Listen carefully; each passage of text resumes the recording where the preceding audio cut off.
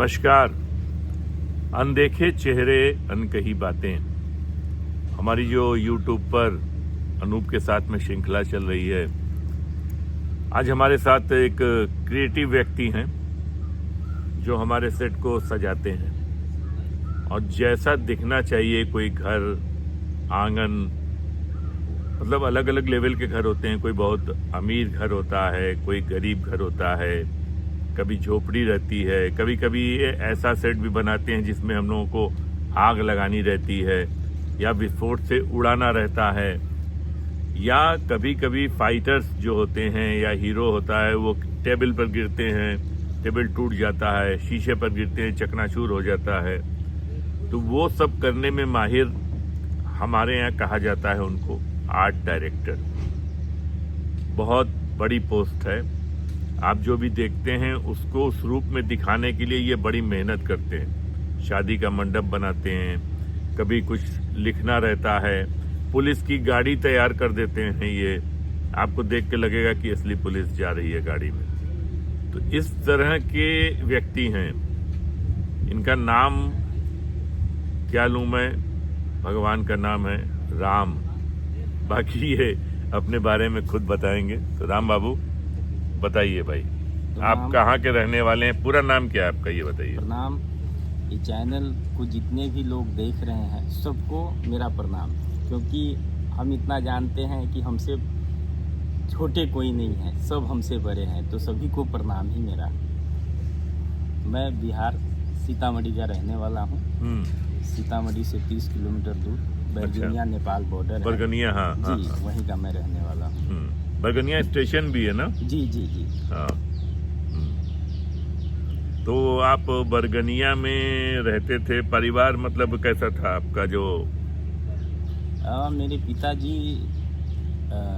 विश्वकर्मा हुए। मेरे पिताजी अच्छा। फर्नीचर का काम करते थे। अच्छा अच्छा अच्छा। भाई जी लोग है सब अपना वही काम करते थे। मैं पढ़ाई करता था। उसी दौरान हमारे यहाँ सीतामढ़ी में एक श्याम सर है, अच्छा, जो डांस टीचर है। अच्छा। तो उनसे मिले हम, तो उनसे जुड़े। तो उस समय एल्बम का बहुत मतलब क्रेज था, धुआंधार एल्बम हाँ, बन रहे थे और उस समय एल्बम का बहुत कद्र भी था। हाँ, बलगर गाना नहीं, साफ सुथरा अच्छे एल्बम बनते थे। अच्छे एल्बम जी। तो उनसे जुड़े और डांस वगैरह में सीखना चालू किया। अच्छा। फिर मैं वहाँ से ISC का तैयारी करने के लिए पटना गया। अच्छा। पटना वहाँ कालिदास रंगालय, कालिदास, हाँ, थिएटर है, हाँ, बिहार आर्ट थिएटर। हाँ। तो वहाँ पे मैंने 1 साल लगभग थिएटर भी किया। अभिनय कर रहे थे? जी, अभिनय अच्छा। करने के लिए। अच्छा, क्या उम्र थी उस समय आपकी? उस समय उम्र 18-19 साल। 18-19 साल। जी। आप गए थे पढ़ाई करने जी, और आप करने लगे एक्टिंग। तो हाँ, पढ़ाई का ध्यान चला कि नहीं चला? नहीं, पढ़ाई का ध्यान थोड़ा कम हो गया। अच्छा। एक्टिंग पे ध्यान देने लगे हम। तो घर वालों को मालूम पड़ा था ये बात कि आप एक्टिंग करने लगे हैं, पढ़ाई पर ध्यान नहीं दे रहे हैं? नहीं, ये चीज उनको ये नहीं बताए थे कि पढ़ाई कम कर दी, लेकिन उनको बताए थे कि हम ये फिल्म भी कर इंडस्ट्री रहे में हैं। काम करेंगे। अच्छा, मतलब आपने 19 साल की उम्र में आपके दिमाग में आ गया कि आप फिल्म इंडस्ट्री में काम करेंगे। जी जी। तो आप अभिनय करने लगे नाटक वगैरह जी में? जी, नुक्कड़ नाटक भी बहुत गांधी मैदान में किए। अच्छा। फिर बिहार में जिला बाई जिला जाके एड्स के ऊपर भी नुक्कड़ नाटक किए। अच्छा। फिर वहाँ से एल्बम में मुझे काम मिलने लगा लीड कैरेक्टर में। डांस वांस कर लेते हो? जी, डांस सीखते थे उस समय। अच्छा। और सैंडल ईशान, जो आनंद ईशान जी महुआ चैनल पे विजेता है ना, अच्छा, उनके गुरु अच्छा। सैंडल ईशान, उन्हीं से हम डांस सीखते थे। अच्छा, वाह। तो एल्बम वगैरह में कितना एल्बम किए उस समय? लगभग 10-12 एल्बम लीड में किए थे। लीड में? जी। अच्छा। पैसा वैसा क्या मिलता था उस समय के एल्बम में? उस समय एल्बम में मतलब लीड करने पे 500-400 एक गाने का मुझे मिल जाता था। अच्छा। तो वो मुझे तो आप मतलब प्रसिद्ध भी हो गए होंगे तब? आप मतलब लोग आपको जानने भी लगे होंगे कि ये डांस वगैरह करते हैं, हीरो हैं ऐसा? एक तरीका से उस समय तो एल्बम में जो लीड करते थे हीरो जैसा ही होता था। हाँ। तो फिर मैं एक एल्बम करने गया था और हमारे संतोष भैया कोरियोग्राफर है। अच्छा। तो उन्हीं के साथ एल्बम कर रहे थे। तो सेट पे कुछ झगड़ा हुआ। तो हमारा एक दोस्त है साहिल, ऊपरी के रहने वाले हैं। अच्छा। तो हम लोग बोले नहीं यार, पटना में कुछ हो नहीं पाएगा। अच्छा। हम लोग चलते हैं मुंबई। अच्छा। और वहीं पे फिल्म वगैरह में काम करेंगे, एक्टिंग करेंगे। और वो डांसर थे। अच्छा। जो हमारे दोस्त है वो आज भी है, डांसर है, डांस अच्छा। स्कूल चलाते हैं। अच्छा। तो वो बोले कि हम कोरियोग्राफर बनेंगे, आप अपना एक्टर बनिएगा, अच्छा लेकिन चलेंगे पक्का। अच्छा। तो वहाँ से हम लोग रात को निकल गए नहीं, बस से। पहले इसमें रोकेंगे आपको। जी। आपने जो एग्ज़ाम देने आप आए थे, जो पढ़ाई करने, तो वो एग्ज़ाम दिया कि नहीं दिया? IAS का मैं फर्स्ट ईयर का एग्जाम दिया, हम्म। लेकिन सेकेंड ईयर का एग्जाम होने वाला था। हाँ। उसी दौरान ये डिसीजन हम लिए। तो ये मुंबई डिसीजन जाना है। लिए तो आपने घर वालों को बताया? हाँ, घर वाले को तो बताया कि हमको मुंबई जाना है, हम पढ़ेंगे उढ़ेंगे नहीं। तो आपके आपके भाई हैं बड़े? हाँ हाँ, सब रोके कि नहीं नहीं, तुमको एग्जाम नहीं, देके जैसे ही जाना पिताजी है। के काम में हाथ बटाते थे आपके बड़े भाई वगैरह, जी फर्नीचर का जो काम था वो तो अकेले का नहीं है, ना। तो वो लोग भी हाथ बटाते थे। हाँ, भैया लोग बाहर रहते थे, बाबू। तो आप सबसे छोटे थे घर में? सबसे छोटे हैं। अच्छा अच्छा अच्छा अच्छा। तो हमको वो सब काम नहीं करने आता था उस समय। और आप करना भी नहीं चाहते थे, मुझे ये भी लग रहा है हाँ, मुझे ना। वो सब में इंटरेस्ट ही नहीं हीरो था। बनने का एक अलग जी। मजा रहता है। तो आप फिर यहाँ से हम लोग फिर बात शुरू करते हैं। तो पैसा वैसा घर से मिला मुंबई जाने के नहीं, लिए? तो वही तो घर पे आए तो पिताजी को बोले कि मुंबई जाना है। हम्म। बड़े भैया उस समय पूना रहते थे, पुणे से आए थे। अच्छा। बोले तुमको अभी कहीं नहीं जाना है, जो पढ़ाई करो, और नहीं पढ़ाई करना है तो पिताजी के साथ अपना काम करो। हाँ। अभी तुमको कुछ आता नहीं है काम धंधा, मुंबई जाओगे तो रहोगे कहाँ, क्या करोगे? बोले हमको वो सब कुछ नहीं मालूम, मुझे जाना है तो जाना है। बाप रे और बाप। मैं परसों ही निकलूंगा। अरे और उस समय मुजफ्फरपुर से पवन एक्सप्रेस ट्रेन आज भी चलती हाँ, है, पवन थी। चलती है। हाँ। तो हम बोले परसों कैसे भी निकलना है, अब आप लोग देख लीजिए, आप मुझे पैसे देंगे कि मैं भाग जाऊँ। अरे एकदम मेरा फाइनल डिसीजन था। अच्छा। तो पिताजी बोले पैसे तो 1 रुपया मैं नहीं दूंगा, लेकिन मेरी माँ रोते रोते 600 रुपया दी, मना कर रही थी लेकिन फिर भी 600 रुपया दी। बोली अब तुम मानोगे नहीं, कुछ कर लोगे तो उससे बेटर है जाओ। तो आपके पास फोन उन था उस समय? जी, फोन था, मोबाइल फोन था? जी। अच्छा बड़े भैया खरीद दिए थे। अच्छा। तो घर से आप निकले। और साहिल निकले? जी, दोनों दोस्त निकले, लेकिन क्या बताएं घर पे पिताजी ऐसे मतलब रो रहे थे, पकड़ पकड़ के कि इच्छा करता था न जाते, लेकिन उस दिन का उम्र भी समय अलग भूत था। जो सवार था उस जी, समय। जी। हाँ। ट्रेन में चढ़े तो भी पिताजी रोके, लेकिन ना जाना है तो जाना है। अच्छा। चले गए मुंबई। अच्छा। साहिल है, हाँ। उनका दोस्त वहाँ पे रहते थे, कहाँ पर? अंधेरी में। अच्छा। कामधेनु बिल्डिंग है ना, उसी हाँ में रहते थे। अच्छा। तो वो क्या करते थे मुंबई में? वो फास्ट फूड का काम करते थे। अच्छा, मतलब अच्छा बनाते एस्टेब्लिश थे वो। हाँ, हाँ। अच्छा। तो उनसे ही बात उनके हुआ। यहाँ शरण लिए आप लोग? जी, वहीं गए, उनके यहाँ रुके। फिर कुछ समझ में नहीं आया हम लोग को। क्यों? क्योंकि वहाँ कोई संपर्क वाला नहीं था ना फिल्म इंडस्ट्री में। अच्छा। बहुत सारे लोग मिले, कोई कुछ कहता था, कोई कुछ कहता था। तो फिर हम सोचे कि अभी रहने के लिए तो कुछ करना पड़ेगा, हाँ नहीं तो घर जाएंगे तो फिर घर वाले भी हंसेंगे, हाँ। गांव वाले भी हंसेंगे। ये कि बहुत गया लोगों था। के साथ होता है कि वो मुंबई तो चले जाते हैं जी। और फिर इसलिए वापस नहीं लौटते हैं, काम काज न होने के बावजूद कि उनकी लोग हंसी उड़ाएंगे कि गलन मुंबई हीरो बने और लौट के चले आए। तो इसमें बहुत लोग गलत चीज़ों में भी पड़ जाते हैं। हाँ राम भाई, फिर आगे क्या हुआ, क्या किया? तो हम उस समय इवेंट का काम चालू कर दिए, इवेंट में कारपेंटर का काम। अच्छा। तो मुझे वो भी काम नहीं आता था, लेकिन चाचा के लड़का थे तो कंपनी में हेड मिस्त्री थे, तो सपोर्ट किए मुझे। अच्छा। फिर वही करना चालू कर दिए, धीरे धीरे मुझे। मतलब वहाँ मतलब आपने कारपेंटर जो घर पर काम होता था, जी जी, आखिर में आपको जाके वही मुझे करना पड़ा। ही पड़ा। जो हम घर पे जिससे पीछे भागते थे, वहाँ जाके वही मुझे करना पड़ा। और साहिल का क्या हुआ? साहिल डांस सीख रहे थे उस समय। अच्छा, किसी के जाके डांस सीखने हाँ, लगे? वो भी लेबर में काम करते थे। करते कारपेंटर में थे वो मैं भी? करता था और मेरे साथ लेबर में वो करते थे। हाँ, मतलब खाने पीने का जुगाड़ जरूरी जी, था। चाहिए ना, क्योंकि घर से तो लड़के गए थे, पैसा हाँ। कौन किन से मांगे। बिल्कुल बिल्कुल बिल्कुल। तो जिनके यहाँ आप रहने गए थे उनके यहाँ कितने महीने रहे आप लोग? उनके यहाँ तो 2-3 दिन रहे, फिर वहाँ से अपने भाई जी के पास चले गए। जो चाचा के लड़का है, जो हाँ। कारपेंटर का काम करते थे, उनके पास चले वो गए। कहाँ रहते थे? वो प्रतीक्षा नगर साइन के पास रहते थे। साइन के पास? जी। अच्छा। हाँ, तो फिर क्या आप कारपेंटर का काम करते रहे फिर मेरे गांव के है गोविंद भाई।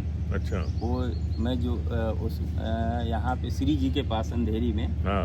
एक रिकॉर्डिंग स्टूडियो का फर्नीचर का काम कर रहा था। अच्छा। वहीं पे वो मिले। तो मैं बोला, अरे मर्द देखिए ना, हम गांव से आए हैं फिल्म इंडस्ट्री में काम करने, आप तो घर से निकले थे काम उम करने, काम उम मिला कि ना कुछ मिला?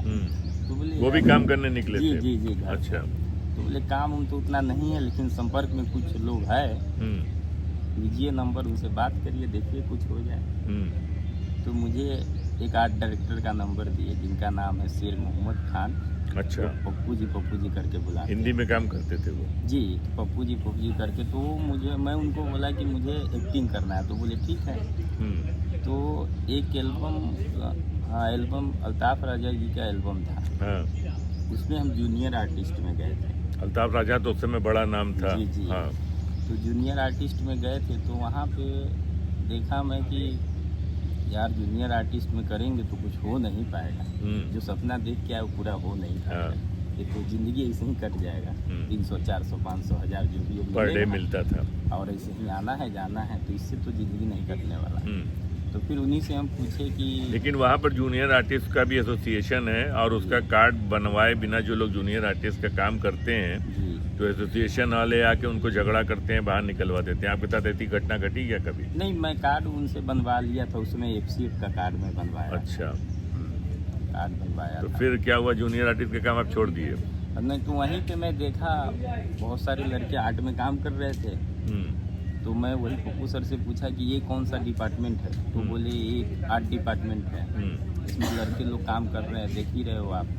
तो हम बोले ये काम तो हम अच्छे से कर सकते हैं, मुझे अनुभव है इसका। तो हम पूछे उनसे पगार उगार मिलेगा, तो बोले देंगे। मैं बोला चलो यार, कम से कम इसमें काम करेंगे 2 पैसे भोजन तो पानी आएगा, मिलेगा। हाँ, घर जाने की नौबत तो नहीं आएगा। तो उन्होंने 300 रुपया मुझे मजदूरी बोला पर डे। जी। कौन सन की बात है ये, याद ये है? लगभग 2013 की बात 2013 की। अच्छा, जी। तो वहीं से मैं आर्ट डिपार्टमेंट का काम करता। तो ये करने लगे आप। जी। तो मुंबई में कितने साल रहे? मुंबई में 19 तक हम रहे। 19 तक थे, मतलब जी। कोरोना के पहले तक। जी जी।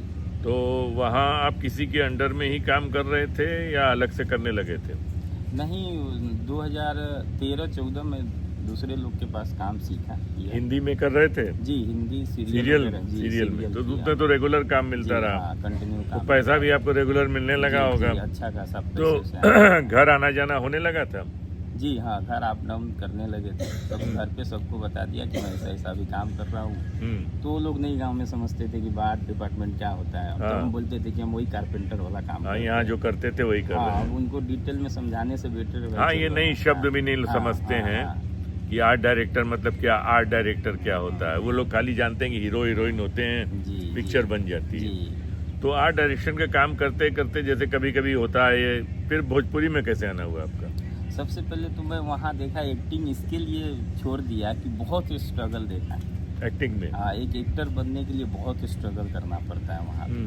हमारे पास ना राम जी एक बात बताएं आपकी बात से, बहुत बच्चों के फ़ोन आते हैं, बहुत के मैसेज आते हैं कि सर मुझे हीरो बनना है, मुझे भोजपुरी फिल्म में काम करना है।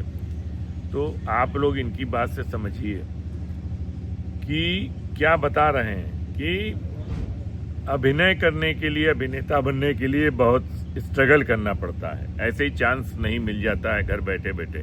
और ये मुंबई में रहते हुए अपनी बात बता रहे हैं, उसको ध्यान से सुनिएगा। हाँ, बताइए आप। तो वहाँ पे मैं लगभग बता रहे 2 साल घूमे, मैं 11 गए 12, 2 साल पूरा घूमे वहाँ पे एक्टिंग के लिए? जी, एक्टिंग के लिए बहुत जगह इंटरव्यू वगैरह दिए, पोर्टफोलियो वगैरह बहुत पैसे भी मैं ठगाया वहाँ पे। हाँ, पैसा भी ले लेते हैं लोग एक्टिंग के नाम पर कि कार्ड बनवाना है, तुम्हारी फोटो बचवानी है, एल्बम बनाना है तुम्हारा। हाँ, ये सीरियल में आपको ये रोल मिल रहा है, उसके लिए कुछ पैसे खर्च करना पड़ेगा, पैसे दे दीजिए, फिर उसके बाद फ़ोन नहीं उठाना। हाँ, बहुत अच्छे एक्टर लोग से भी मिले, तो लोग राय दिए कि थिएटर करते थे और कुछ दिन थिएटर करना चाहिए, तो वो सही बताएं, क्योंकि बगैर थिएटर किए एक्टिंग करना आसान नहीं। कोई भी चीज़ सुन रहे हैं ना आप लोग जो इच्छुक हैं कि थिएटर करना बेसिक चीज है, हम सब थिएटर करके आए हैं। एक एक्टर बनने के लिए पहले थिएटर करना एकदम बहुत जरूरी है। वहीं पे पता चलता है कि हमको ये नहीं कि एक्टिंग कर लिए हो गया, यहाँ पे ध्यान देना पड़ता है कैमरे को, लाइट को, अपने को, एक्टर को, सब चीज़ों को ध्यान देके तब जाके एक्टिंग करना पड़ता है। ऐसे नहीं कि खड़ा हो गए कुछ भी बोल दिए एक्टिंग हो गई। जैसे आज लोग रील बनाते हैं ना, तो वो बड़ा एक्टर समझ लेते हैं कि सर मैं बहुत अच्छी एक्टिंग करता हूँ, मेरा ये रील देखिए, वो रील देखिए, तुरंत बना के। रील बनाना तो एक मोबाइल के सामने रील बनाता है आदमी, यहाँ तो कैमरा है, बहुत सारी लाइटें लगी रहती है, उनको भी ध्यान देना पड़ता है। हमारे कोई एक्टर होते हैं, उनके डायलॉग को भी ध्यान देना पड़ता है, अपने डायलॉग को भी ध्यान देना पड़ता है कि इनके बाद मेरा क्या बोलना है हाँ, मुझे, क्या बोलना है। उसका भाव क्या हाँ, है। किसी का हम कोई लाइट के आगे ना आ जाए जिसकी वजह से दूसरे आर्टिस्ट का लाइट कट जाए। तो थिएटर करना बहुत ज़रूरी है। बगैर थिएटर किए हुए इंसान अच्छा एक्टर नहीं बन सकता है, जहाँ तक मेरा सोच है। नहीं नहीं, एकदम सही सोच है आपकी। जी। हाँ। तो मैं देखा कि यहाँ स्ट्रगल है और मैं उस लायक नहीं था कि मैं घर से 30,000 40,000 का मंथली मंगवा के 5 साल 10 साल स्ट्रगल स्ट्रगल करूँ वहाँ करूँ। पर। हाँ। तो फिर मैं देखा कि इससे बेटर है कि चलो भाई, मैं इंडस्ट्री में आया हूँ, आर्ट डिपार्टमेंट का ही काम करते 2 रुपया भी आएगा और इंडस्ट्री से जुड़ा भी रहूँगा। तो मैं डिसीजन लिया कि नहीं, मैं आर्ट डायरेक्शन ही करूँगा। लेकिन ये मैं नहीं सोचा था कि मैं एक अच्छा आर्ट डायरेक्टर बनूँगा। तो ये आप वहाँ काम कर रहे थे मुंबई में, सुखी थे, पैसा भी मिल रहा था, सीरियल में लगातार काम भी मिल रहा था, जी। तो फिल्मों की तरफ कैसे झुका हुआ आपका। हमारे इधर के एक है ललन सिंह जी, अच्छा। जो अभी फिलहाल तो एक्टिंग नहीं करते, पहले एक्टिंग वगैरह करते थे। एक्टर बिहार के ही हैं। जी जी। अच्छा। मेरे यहाँ के हैं, सीतामढ़ी के हैं। अच्छा अच्छा। तो उनसे हम मिले, हम्म। तो उन्होंने बताया कि भोजपुरी फिल्म करोगे। तो हम बोले हाँ, क्यों नहीं करेंगे, वो तो मेरा मातृभाषा एक तरीक़ा से समझिए है, तो एकदम करेंगे। तो बोले ठीक है, मैं तुमको मिलवाता हूँ भोजपुरी का बहुत बड़ा आर्ट डायरेक्टर अंजनी तिवारी जी से। हाँ, अंजनी जी तिवारी जी। हाँ तो हैं, हम लोग तो बचपन से उनको जान रहे हैं, काफी दिन से। तो मैं तो नाम सुना तो मैं सोचा यार, ये लेडीज है, मैं इनके अच्छा। साथ कैसे काम करूँगा। जरा मुझे अजीब लगा। हाँ। फिर वो बोले ठीक है, तुमको मिलाता हूँ। तो हम बोले ठीक है, मिलेंगे। तो उनसे मिले हम, तो देखे नहीं, ये तो बहुत पुरुष अच्छे हैं, ये इंसान है, तो पुरुष हाँ, है, बहुत अच्छे नेक और इंसान है। बहुत ही अच्छे, मतलब उनका मतलब अच्छाई का वर्णन ही नहीं किया जा जी। सकता, आज इतने भी अच्छे। बहुत उम्र हो गई उनकी, जी। लेकिन अभी भी वो सक्रिय हैं। जी और उनके बेटे नीलाभ तिवारी हैं, वो प्रोड्यूसर भी हैं, लगातार फिल्में बनाते हैं। एक बेटा और थे उनके, शमी तिवारी जी, उनका निधन हो गया है, जी। वो भी इस इंडस्ट्री में थे। और अंजनी तिवारी जी की इतनी एज होने के बावजूद भी आज भी वो सेट पर आर्ट डायरेक्शन में लगे रहते हैं, बच्चों को सिखाते हैं। फिर क्या हुआ अंजनी जी के तो साथ? उन्हीं के साथ हम जुड़े, तो बहुत मुझे मानते थे, और मैं जो काम करता था तो बहुत खुश मेरे काम से रहते थे, और रेगुलर मुझे सिखाते थे कि ये बेटा ऐसे ना ऐसे करो, मतलब अपने एक बेटा की तरफ मुझे मानते जी थे जी जी। उस समय।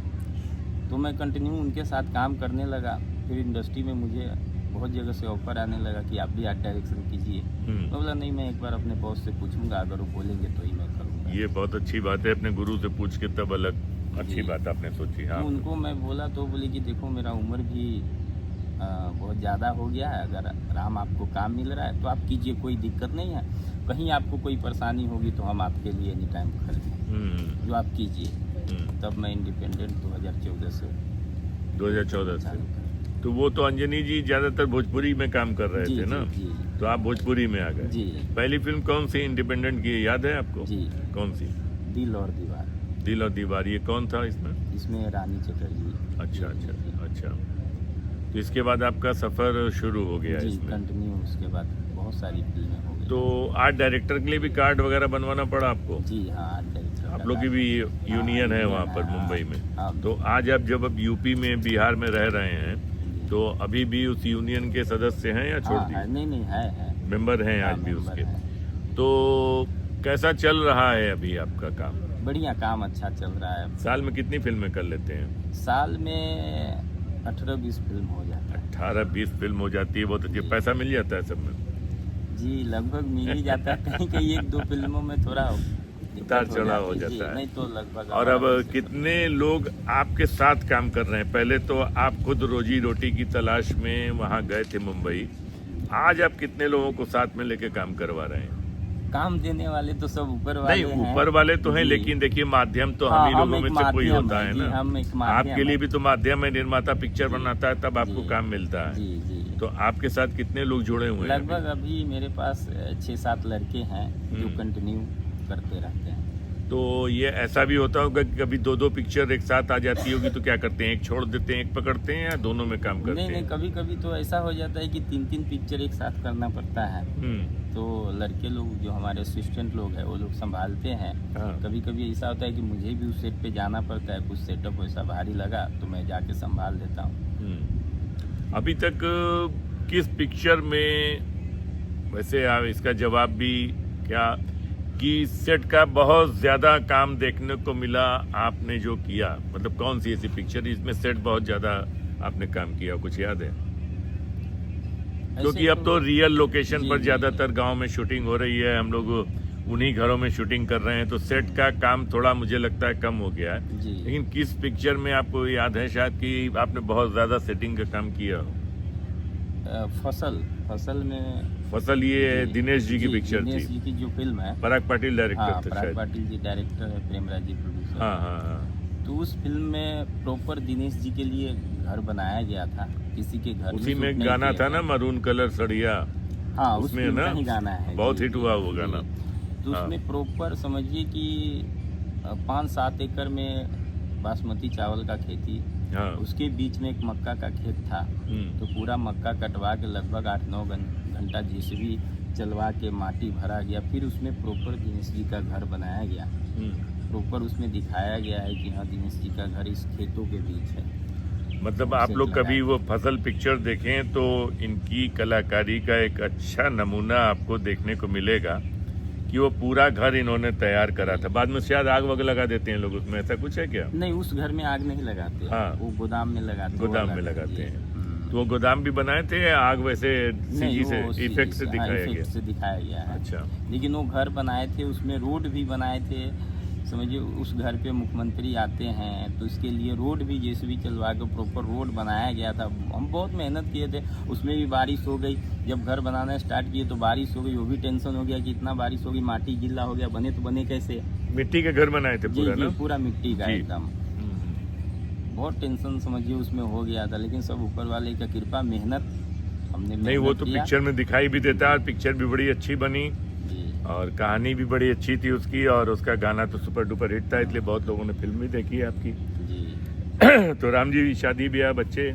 जी है, शादी हो गया है। 3 बच्चे कितने हैं? 3 बच्चे। गांव में ही रहते हैं? जी, घर पे ही हैं सब। तो उनको पढ़ा लिखा रहे हैं कि उसमें से कोई हीरो बनने जा रहा है? नहीं, अभी सबको पढ़ा लिखा रहे हैं। अभी वो लोग को कितने साल के हैं बच्चे? एक 12 साल का है, एक 9 साल का है, एक 6 साल का है। तीनों लड़के हैं जी। अच्छा, तो अभी आपके पिताजी की उम्र क्या हो गई होगी?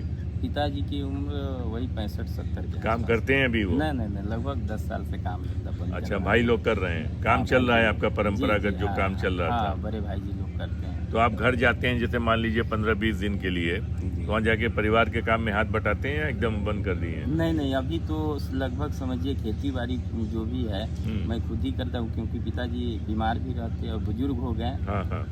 और उन्हीं के वजह से समझिए मैं घर पे हूँ, माँ बाप की वजह से। नहीं तो बहुत बार ऐसा हुआ कि वाइफ को लेकर जाते शहर में, बच्चे को पढ़ाते, लेकिन फिर मैं सोचा कि नहीं, बच्चे यहाँ पढ़ सकता है, बहुत सारे स्कूल भी है। हाँ। अच्छा स्कूल है मेरे यहाँ।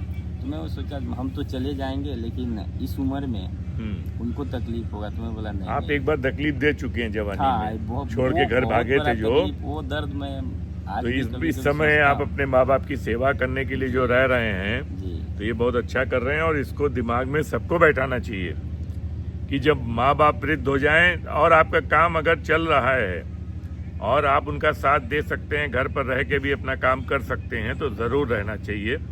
अपने परिवार को लेके माँ बाप से अलग नहीं हो जाना चाहिए। एक माँ बाप इंसान के लिए बहुत बड़ा चीज होता है, आदमी को समझना चाहिए। लेकिन आजकल लोग समझ नहीं रहे, अपना परिवार लेके अलग हो जा रहे हैं, माँ बाप का ख्याल ही नहीं रख रहे। राम जी, माँ बाप देखिए, जब हम पैदा होते तो मुझे नहीं पता होता है कि ये मेरी माँ है, ये मेरी बाप है, मेरी वाइफ है, लेकिन वही माँ और वही बाप बताते हैं कि बेटा मैं तुम्हारा पप्पा हूँ, माँ बताती मैं माँ हूँ। वही बताते हैं कि ये देखो ये शंकर भगवान है, वही बताते हैं भोलेनाथ है। हमको क्या मालूम कि भोलेनाथ कौन है, तो वही बताते हैं। उनके वजह से मैं इस दुनिया को जानता हूँ, चाहे कुछ भी मैं बड़ा होकर अपना डिसीजन लेता हूँ, सिर्फ उन्हीं की वजह से ना। और जब हमारा समय होता है उनका सेवा करने का, तो देखते हैं बहुत सारे बच्चे माँ बाप को ऐसे ही छोड़ देते हैं। बिल्कुल ये गलत बात है, क्योंकि ये दुनिया का रीत है भाई। आप करेंगे अच्छा तो आपके साथ भी अच्छा होगा। आपके बच्चे भी आपको फिर देखेंगे, नहीं तो वो भी आपको छोड़ देंगे। आप जैसा करेंगे अपने माँ बाप के साथ, वही संस्कार आपका बच्चा सीखेगा। और इसमें करना क्या है, खाएंगे वो अपने हाथ से, कपड़ा पहनेंगे अपने हाथ से। हमारा सिर्फ काम है कि ढंग का खाना, ढंग का उनका रहना, खाना, उसकी व्यवस्था आप अच्छे से करें, उनकी देखभाल करें। थोड़ी हम सेवा करते हैं। हम भी तो यहाँ आए हैं दूर कमाने, मेरी वाइफ है तो भी थोड़ी है कि माँ का कंटिन्यू सेवा ही करती रहती है, वो भी अपना काम धंधा भी करती है। हाँ, लेकिन उनके सामने प्रेम से रहना, उनके साथ रहने जी, से उनको एक सहारा तो हाँ, रहता है जी, ना। बस। करते तो अपने से ही बिल्कुल है। एक सहारे की बात बस होती है। सिर्फ उनको लगता है कि मेरा बेटा है, मेरी बहू बहू है, बच्चे हैं, लेकिन पोता पोती बहुत हैं। सारी चीज तो खुद ही कर लेते हैं, हमको बस थोड़ा सा उनको हेल्प करना और रहता आपको है। भी ये सहारा मिलता है कि हम वहाँ पर नहीं है तो हमारे माँ बाप जी, हैं, धन्यवाद। हमारे परिवार की देखभाल कर एकदम, रहे हैं। एकदम। ये बहुत अच्छी बात घर है। के लिए समझिए, अगर पिताजी जब तक है, समझिए घर का बहुत बड़ा पिलर आपके पास है। यही सबको जिस समझना दिन वो चाहिए। पिलर टूट जाता है ना, आदमी बिखर जाता है। फिर आपको घर पे भी कंटिन्यू ध्यान देना, बाहर भी ध्यान देना, उसमें आदमी और उनके रहने से एक मानसिक आपको रहता है, हाँ, सुकून रहता टेंशन है। फ्री है ना कि हाँ, अब यहीं पे हम काम कर रहे हैं, हमको कोई घर का टेंशन नहीं। पिताजी है, ठीक है, वो काम धंधा नहीं कर रहे, एक दुकान लेकिन भी है। डाला। हाँ, एक दुकान भी डाला हूँ। अच्छा, लगभग 5-6 लाख पूंजी लगा के मैं बिजनेस भी किया। 5-6 लाख बरगनिया में किस जी। चीज की दुकान खोले हैं?